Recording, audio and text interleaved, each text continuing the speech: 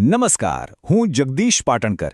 ક્યારે વિચાર્યું છે કે દુનિયાની સૌથી મોટી સમસ્યાઓ ઉકેલવાનો શ્રેષ્ઠ માર્ગ કદાચ એ સમસ્યાઓ વિશે વિચારવાનું બંધ કરી દેવાનો હોઈ શકે? હા, સાંભળવામાં થોડું અજીબ લાગે, પણ આ જ વિચાર ભૌતિકશાસ્ત્રી ડેવિડ ડોઇશના કામના કેન્દ્રમાં છે. તો ચાલો આજે આપણે ઊંડા ઉતરીને સમજીએ કે સાચી પ્રગતિ ખરેખર ક્યાંથી આવે છે. તો આજે આપણે ક્યાંથી શરૂ કરીને ક્યાં પહોંચીશું? આપણી આ સફર એક ખૂબ જ લોકપ્રિય સવાલથી શરૂ થશે. આપણે દુનિયામાં સૌથી વધુ સારું કઈ રીતે કરી શકીએ? પછી આપણે જોઈશું કે સમસ્યાઓ ખરેખર શું છે, સર્જનાત્મકતા કયા અણધાર્યા રસ્તાઓ પર ચાલે છે અને ભવિષ્ય વિશે વિચારવાની નવી રીતો કઈ હોઈ શકે છે. અને છેલ્લે આપણે પ્રગતિના એક શક્તિશાળી મંત્રને ઉજાગર કરીશું. તો ચાલો શરૂ કરીએ. ચાલો આપણી ચર્ચાની શરૂઆત એક એવા સવાલથી કરીએ જેણે એક આખી વિચારધારા, એક મૂવમેન્ટને જન્મ આપ્યો છે, અને એ છે અસરકારકતાની શોધ. આ એક જ સવાલ, આપણે દુનિયામાં સૌથી વધુ સારું કેવી રીતે કરી શકીએ? આ સવાલના જવાબમાંથી જ જન્મ થયો છે એક ખૂબ જ શક્તિશાળી ફિલોસોફીનો, જેને ઇફેક્ટિવ ઓલ્ટ્રુઇઝમ અથવા ટૂંકમાં EA તરીકે ઓળખવામાં આવે છે. તો આ AI છે શું? એનો સીધો સાદો આઈડિયા એ છે કે ભલું કરવા માટે પણ ડેટા અને લોજિકનો ઉપયોગ કરવો. એ એવું પૂછે છે કે આપણે આપણો સમય, આપણા પૈસા ક્યાં એવી રીતે લગાવીએ જેથી દુનિયા પર સૌથી વધુ સકારાત્મક અસર પડે. એમ કહી શકાય કે આ પરોપકાર માટે એકદમ તર્કબદ્ધ અને વ્યૂહાત્મક અભિગમ છે. પણ અહીંયા જ આવે છે એક મોટો ટ્વિસ્ટ. ભૌતિકશાસ્ત્રી ડેવિડ ડોઇશ દલીલ કરે છે કે આ આખો અભિગમ જ એક પાયાની ભૂલ પર ઊભો છે. એ સમસ્યાઓનો ઇલાજ તો કરે છે, પણ એમનું નિદાન જ ખોટું કરે છે. ડોઇશના મતે અસલી સમસ્યા એ નથી કે આપણે સમસ્યાઓ કેવી રીતે ઉકેલીએ, પણ એ છે કે આપણે સમસ્યા શબ્દનો અર્થ શું સમજીએ છીએ. અહીં આ આખી ચર્ચાનો હાર્દ છે, બરાબર? EA દૃષ્ટિકોણ કહે છે કે સમસ્યા એટલે સંસાધનોની કમી.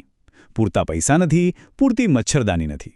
એટલે ઉકેલ શું? બસ જે પણ સંસાધનો છે એને વધુ સારી રીતે વહેંચો. પણ ડોઇશ કહે છે ના, અહીં જ ભૂલ થાય છે. અસલી સમસ્યા સંસાધનોની નહીં, પણ જ્ઞાનની કમી છે. આપણી પાસે ઉકેલો એટલા માટે નથી કારણ કે આપણે હજુ સુધી એ ઉકેલો શોધ્યા જ નથી. હા, તફાવત ભલે નાનો લાગે, પણ એની અસરો ખૂબ જ મોટી છે. ડોઇશની મુખ્ય દલીલ આ જ છે. પ્રગતિ હંમેશા સર્જનાત્મકતામાંથી જન્મે છે, અને સર્જનાત્મકતા એ તો અવ્યવસ્થિત, અણધારી અને બેકાબૂ હોય છે. તમે કોઈ સ્પ્રેડશીટ બનાવીને દુનિયાની શ્રેષ્ઠ કલાકૃતિ કે મહાન વૈજ્ઞાનિક શોધની આગાહી ન કરી શકો, તો પછી આપણે દુનિયાની સૌથી મોટી સમસ્યાઓના ઉકેલોની આગાહી કેવી રીતે કરી શકીએ? આને સમજવા માટે મચ્છરદાનીની ભ્રમણાનું ઉદાહરણ બરાબર છે. માની લો કે કોઈ બહારની વ્યક્તિ આવે અને નક્કી કરે કે અહીં મલેરિયા મોટી સમસ્યા છે, એટલે ચાલો બધાને મચ્છરદાની આપીએ. પણ કદાચ ત્યાં રહેતા સ્થાનિક પરિવાર માટે એમના બાળકની સ્કૂલ ફી ભરવી એ વધુ મોટી અને તાત્કાલિક સમસ્યા હોય, તો એ શું કરશે? એ મચ્છરદાની વેચી દેશે. અહીં ઉકેલ નિષ્ફળ ગયો, કારણ કે તે એ વ્યક્તિના પોતાના જ્ઞાન અને એની વાસ્તવિકતાને સમજવામાં નિષ્ફળ રહ્યો. તો સવાલ એ છે કે જો નવું જ્ઞાન જ બધું છે, તો એ પેદા કઈ રીતે થાય છે? ડોઇશના મતે કોઈ મોટી સફળતાને સીધું નિશાન બનાવીને તો નહીં જ. ઇતિહાસ જુઓ, એ આવા આકસ્મિક ચમત્કારોથી ભરેલો છે. સ્ટીમ એન્જિન, એ તો ખાણોમાંથી પાણી કાઢવા માટે બન્યું હતું. કોઈને ક્યાં ખબર હતી કે ઔદ્યોગિક ક્રાંતિ લાવી દેશે? પેનિસિલિન, એ તો લેબમાં થયેલી એક ભૂલ હતી. ક્વોન્ટમ કમ્પ્યુટિંગ, ભૌતિકશાસ્ત્રના મૂળભૂત નિયમોને સમજવાના પ્રયાસમાંથી બહાર આવ્યું.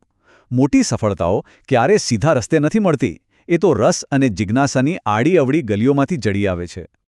અને આ જ આપણને એ વિચાર તરફ લઈ જાય છે કે પ્રગતિ એ ઉકેલી શકાય તેવી સમસ્યાઓની કળા છે. આને સમજવા માટે ડોઇશની ટેનિસવાળી વાત એકદમ જબરદસ્ત છે. વિચારો કે તમે ટેનિસ રમી રહ્યા છો. તમારો ગોલ મેચ જીતવાનો છે, બરાબર? પણ શું તમે દરેક શોટ વખતે એવું વિચારો છો કે હું મેચ કઈ રીતે જીતીશ? ના, તમે વિચારો છો હવે પછીનો બેસ્ટ શોટ કયો છે?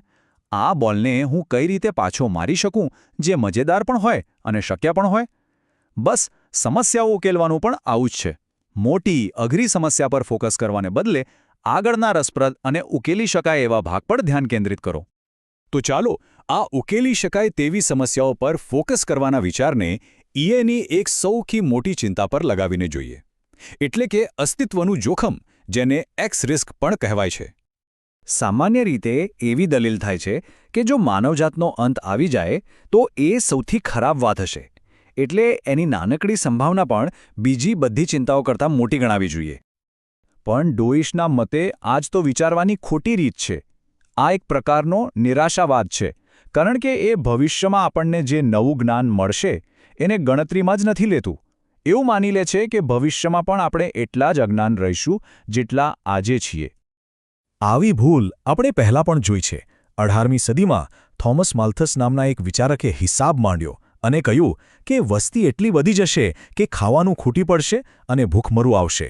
એનો હિસાબ સાચો હતો, પણ એની ધારણા ખોટી હતી. એ કલ્પના જ ન કરી શક્યો કે ખેતીમાં, ખાતરમાં, વિજ્ઞાનમાં એવી ક્રાંતિ આવશે જે બધું બદલી નાખશે.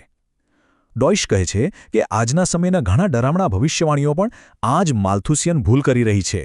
એટલે સાચો ઉકેલ એ નથી કે આપણે આવનારા દરેક સંકટની આગાહી કરીને એને રોકવાની કોશિશ કરીએ. એ તો શક્ય જ નથી.